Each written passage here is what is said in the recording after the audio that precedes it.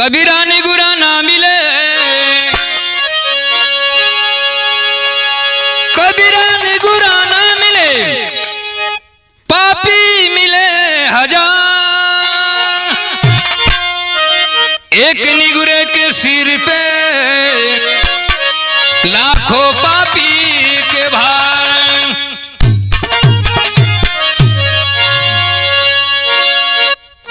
दास बाबा साहब के चरणों में अरदास भरी गीत दे रहा है दीवाना म्यूजिक के माध्यम से।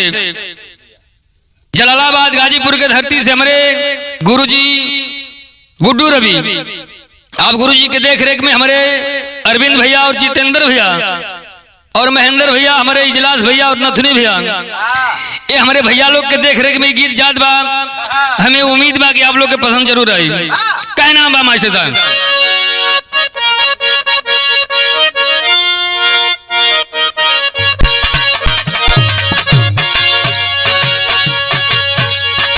बाबा साहब का महिमा केहू कितनो गाय ले कम में बाब। दास बाबा साहब के चरणों में अरदास भरी भजन सुना रहा है मास्टर साहब। बाबा साहब हो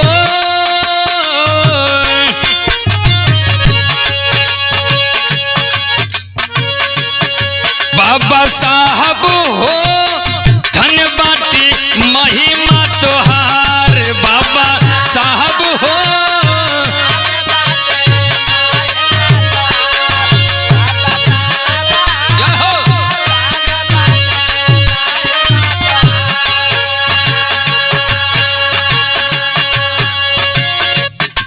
बाबा साहब हो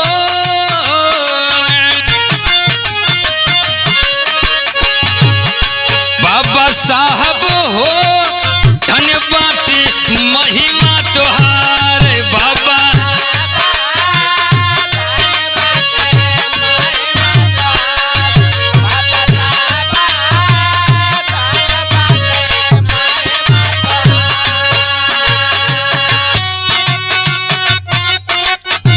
तोहरे कृपा से मिलल जिय गया अधिकार।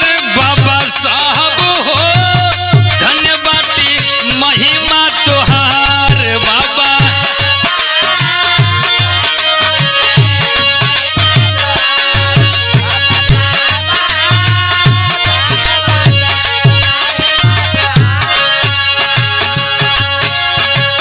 पैदा होके कैला बाबा देश का भलाई।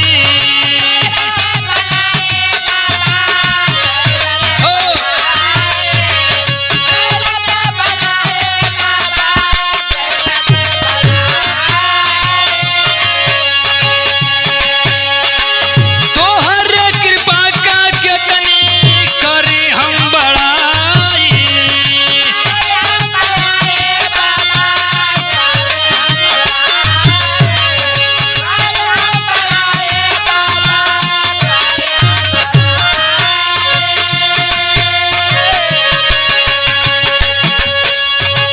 छुआछूत मिटाई दिहला दलितन के उबार। बाबा साहब हो धन्य बाटी महिमा तोहार। बाबा साहब हो धन्य बाटी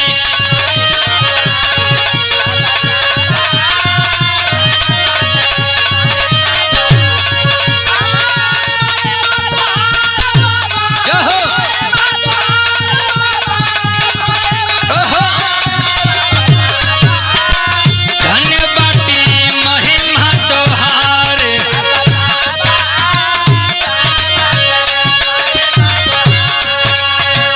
इतने ना बाबा साहब जब इंग्लैंड बाबा साहब पढ़ने जा रहे थे मेरे दोस्तों, उस समय की बात है। माता रमाबाई के घर में फूटी कौड़ी अनाज ना था। पूरे गांव घूम करके आई माता जी, कहीं राशन पानी नहीं मिला। और माता जी जब घर में आती हैं तो उस समय देखती हैं कि सूखी रोटी पड़ी हुई थी। और माता जी बाबा साहब के इंग्लैंड पढ़ाई करने के लिए नाश्ता के लिए इंतजाम में लगी हुई थी। उस रोटी को कूच कूच करके 22-23 लड्डू बनाती है माता जी, चीनी में पाक करके। बाबा साहब उसी को लेकर के जा करके वहां पर पढ़ाई की है। मेरे दोस्तों, आज करके बच्चों की तरह फिसलती मिल जाए लेकिन पढ़ाई नहीं कर पा रहे। बाबा साहब को एक बार पढ़ के देख लो मेरे यारो। आज बाबा साहब शायद नहीं होते तो हिंदुस्तान आजाद नहीं होता। उहे भाव दलित मसीहा बनला बाबा साहब ज्ञानी।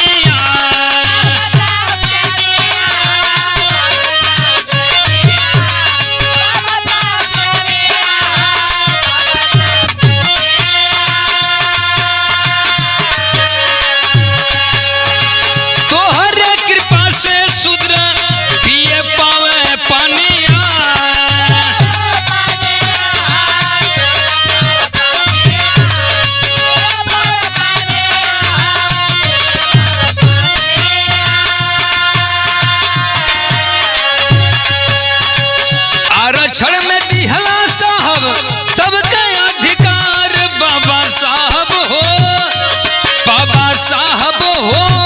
धन्य बाटी महिमा तोहार बाबा।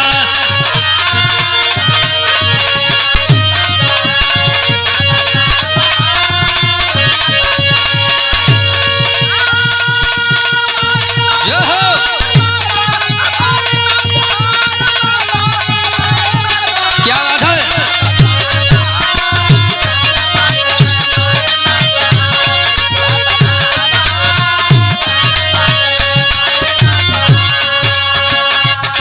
मेरे दोस्तों, जिस तालाब में कुत्ता पानी पीते थे उस तालाब में एक दलित परिवार को पीने का आदेश नहीं था। आज बाबा साहब की देन है, इतना मान सम्मान मिल रहा है। लास्ट भाव में कहा नाम बाबा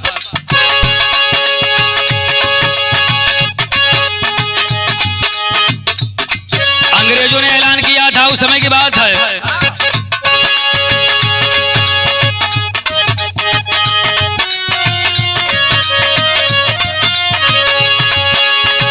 अंग्रेज भगोला बाबा देखे संविधान हो।